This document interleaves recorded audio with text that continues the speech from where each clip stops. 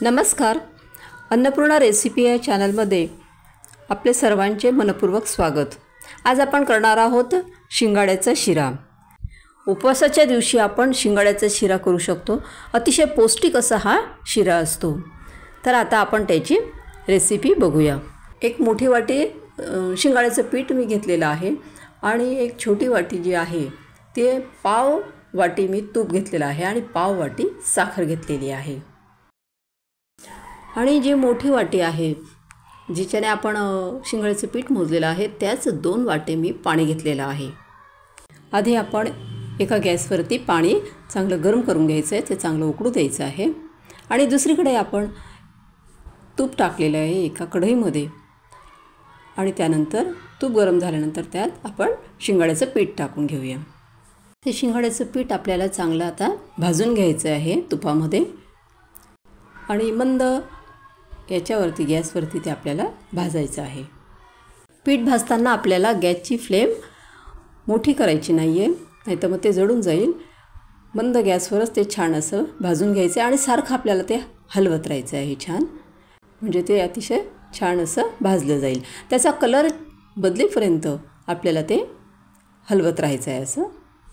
आता तुम्ही पाहू शकता की आता त्याला छान तूप सुटायला लागलेलं आहे।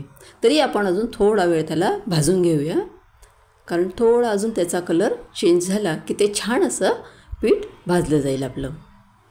आता तुम्ही बघू शकता की आता जे पीठ आहे ते छान भाजलं गेलेलं आहे आपलं आणि त्याला छान असं तूप पण सुटलेलं आहे, म्हणजेच आपलं पीठ आता कच्चं नाही आहे, व्यवस्थित भाजलं गेलेलं आहे असे समजायचे। आता हे पाणी छान आपलं आता उकळलेलं आहे आणि हे गरम पाणी आता आपण कढईमध्ये टाकूया। चांगलं ते हलवून घ्यायचं आहे आपल्याला, असं थोडं थोडं पाणी टाकत जायचं आणि छान हलवून घ्यायचं आपल्याला आणि नंतर त्यात आपल्याला साखर मिक्स करून घ्यायची।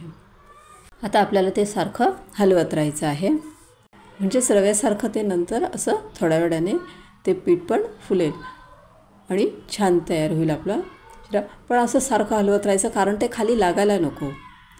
आणि त्यानंतर आपल्याला चांगलं हलवून झाल्यानंतर त्याच्यावर आपण थोडा वेळ झाकण ठेवायचं आहे।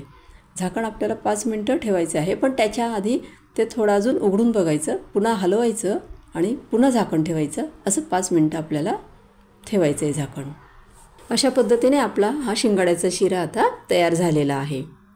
हा शिरा जर आपण उपवासाच्या दिवशी थोडा जरी खाल्ला तरी आपल्याला दिवसभर छान वाटते, फ्रेश वाटते, वीकनेस जाणवत नाही उपवासाच्या दिवशी। म्हणून हा शिंगाड्याचा शिरा उपवासाच्या दिवशी तुम्ही अवश्य करून पहा। माझी ही रेसिपी तुम्हाला कशी वाटली? माझी ही रेसिपी जर तुम्हाला आवडली असेल तर ह्या व्हिडिओला लाईक करा, शेअर करा आणि चॅनलला सबस्क्राईब केलं नसेल तर चॅनलला सबस्क्राईब करा। थँक्यू।